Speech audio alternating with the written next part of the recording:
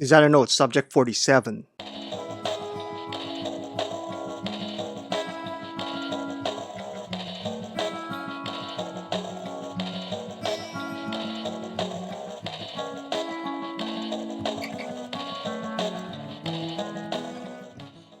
Sometimes for you to be woken up, you have to be knocked down first.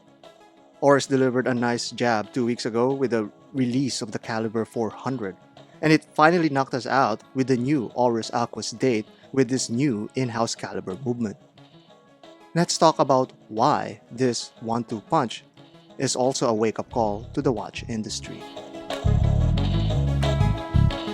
Let's gather our senses together for a moment.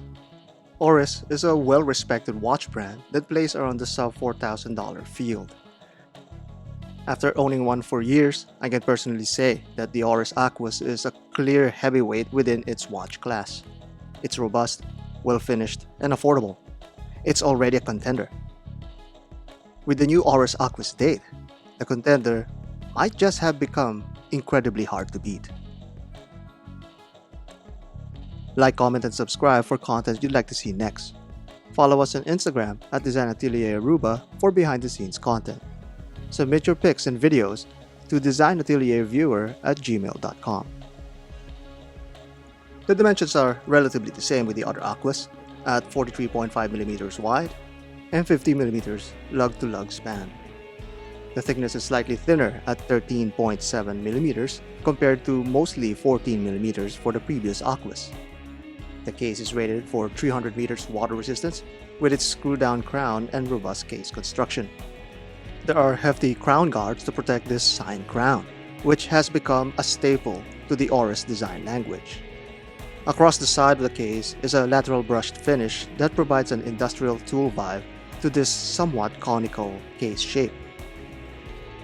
At the back, we are treated with a display case back, while most traditional dive watches have been using closed case backs. The Aquis is known for its thick and robust lugs that provides a secure connection to the bracelet or strap. This utilizes the Y screws to fasten the watch. There is little incentive to replace the straps because there are barely any aftermarket straps available for the Aquis. However, new to the Oris Aquis is the quick change mechanism for the strap. We now have smaller clasps on the bracelet that holds it down to the watch. This can be unlatched quickly with no tools required. Oris offers a strap option with this quick change mechanism. There is a dive extension that is now viewed as mandatory for dive watches. Oris checks this box. The links consist of a brush finish center link with the outer links matching the mirror polish of the lugs. The bracelet tapers from the lugs to the clasp, as well as the rubber strap by design. The blue dial is reminiscent with that of the Lake Baikal limited edition that Oris released recently. It's beautifully vibrant and eye-catching. It has a sunburst texture with a slight fume or gradient along the dial rims. The applied indexes are finely polished and contrasts nicely with its center-loomed areas. There is now even more text visible at the 6 o'clock position with the addition of the 5-day power reserve. Just below this is the date window. This is always a personal preference for vertical symmetry. The date window here is slightly larger, a clear benefit of having the freedom to design your own movement. Rounding out the dial is the sapphire crystal, which is also now a standard for watches of this price range. The bezel is another strong area for Oris, which is known for deliberate and mechanical construction. It's solid with no backplay and feels heavy to the touch. There's 120 clicks for this bezel, and it all aligns accurately with all the markers. This latest offering sports a blue ceramic bezel with only the triangle marker pit containing lume. The bezel ring is polished from the top, which contrasts well with the brushed lateral finish of the case. The main attraction, of course, is the well-publicized in-house movement. Many will no doubt miss the red rotor from the Celita calibers, but we're happy to see the many upgrades this new Caliber 400 offers in return. The new Caliber 400 now boasts a whopping 5 days of power reserve. That's 120 hours compared to the now paltry 38 hours for the Salita-based Oris 733 movement. This gigantic jump in power is due to the twin barrel setup that Oris developed here, which is unheard of for this price point. And of course, being a visually oriented channel, we have to mention that this dual barrel system also gave us the happy Oris bear. The overall philosophy behind this new movement is efficiency and durability. The whole movement is designed in a way to reach these two goals. Take for example, instead of having a bidirectional rotor, Oris developed a unidirectional winding system that lessens the wear and tear for the movement. There are over 30 silicon parts all across the movement, making this a beast against magnetism. Even after being blasted with over 2,000 Gauss, the movement still could maintain an accuracy of around 10 seconds per day. Many of its 21 jewels are noticeably larger to further maximize the gear's longevity. This kind of construction, the movement now has a 10-year warranty and a suggested 10-year service interval. That's more than double of what other competing watch brands can offer. It ticks at 4 Hz, and with regular use, it maintains a 3 to 5 seconds per day accuracy, which is within COSC standards, even though it's not certified. Priced at around $3,500 on steel and $3,300 on the rubber strap, this new Aquis is on the pricier side of Oris. That's over $1,000 more expensive than other Aquis with the Salita movement. However, with the warranty, power reserve, and anti-magnetic properties of this new caliber 400, this Aquis is a definite choice at this price point. Let's pit it against another contender, the Black Bay 58 with the MT5402 manufacturer movement. Priced at $3,650, the Black Bay is slightly pricier, but it's a chronometer certified watch. However, it has only 70 hours of power reserve and 200 meters of water resistance. The specs tell the tale, but the value retention still belongs to the BB58 here, make no mistake about that. It's not a new kid on the block, but it certainly went back to the gym and came out beefier from the intense workout. What will the block do now?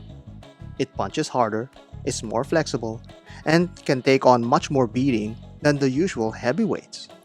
Will the watch industry continue to hold on to its mittens and hope that this Oris swing is an actual miss? Or will they also up their game? It was a contender before, and now it seems to be the prized fighter to beat. It's rather cliche now to inquire of the in-houseness of a watch movement, but now that we got what we were asking for, would you actually shell out an extra grand for an Oris? I personally would rather fork out that extra cash for a tutor. But that's because I already own an Aquis. Now, if only I could actually find a Black Bay 58. But what about you? Would you buy a new Oris Aquis with a new caliber 400? Let us know in the comments below.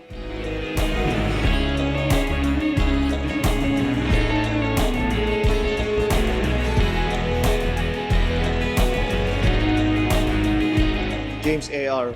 writes, "It's definitely a gorgeous watch." He's talking about the Streamline from Moser, but I highly disagree it will be considered iconic.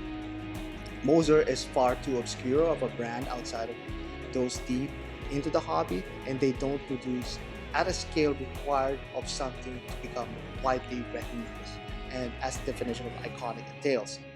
Think all of the current watches that are considered iconic.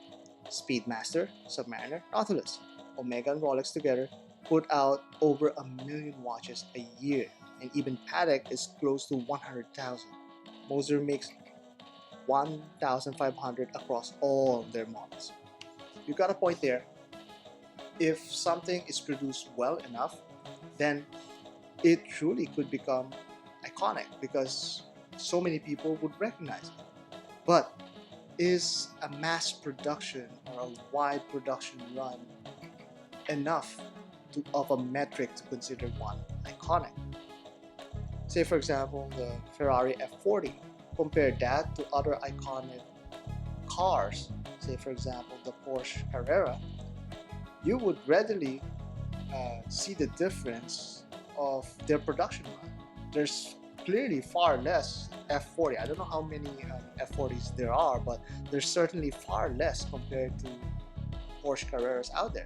But both are truly iconic designs, because there's no mistaking a Porsche Carrera with those headlights, with those like curvy profiles, and the F40 as well. Because let's say maybe that's the thing. The F40 may not have a wide production run, but the posters that it generated, it's in every teenager's bedroom for in the 80s.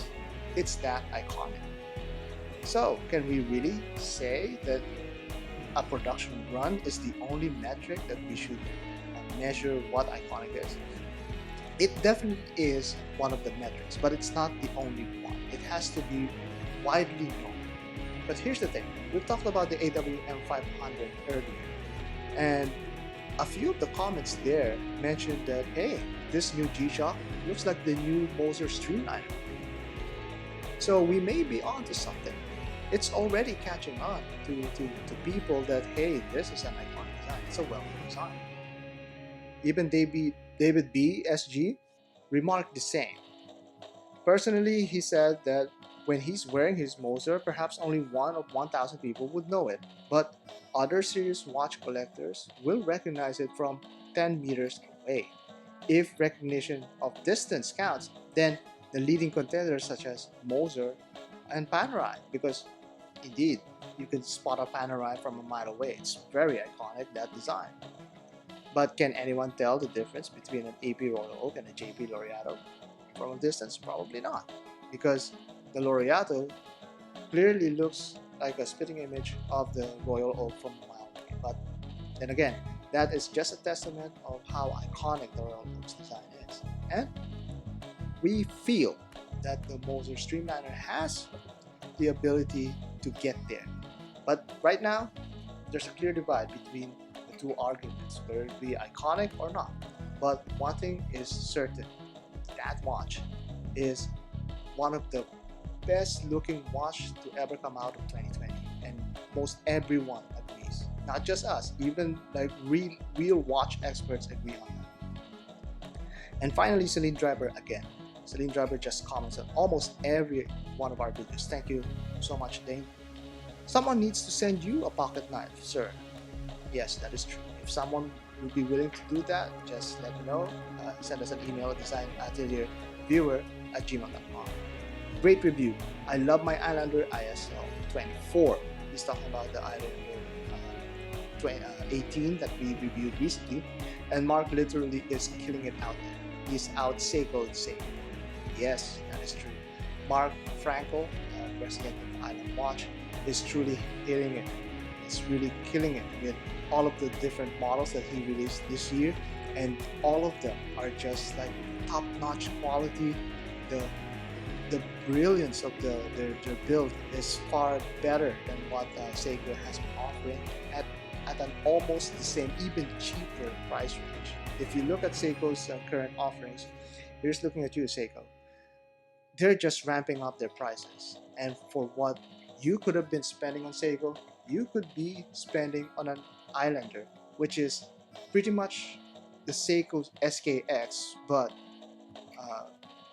ramped up in the level of quality with sapphire crystals, with the drilled lugs, and with all of the different bracelet options. It's just amazing what Mark was able to do there. So thank you so much once again for Mark for helping us out to get that watch here in our island. I know it's really hard to get here, but he helped out throughout the whole shipping process. Thank you. So like, comment, and subscribe to our channel. Thank you so much for your support. If you have any questions, please feel free to send us an email at designatelierviewer@gmail.com. Send us your pictures and videos if you want your watches or you to be featured in our channel in the same email. And find us on Instagram for behind the scenes content. Thank you so much, and have a pleasant one.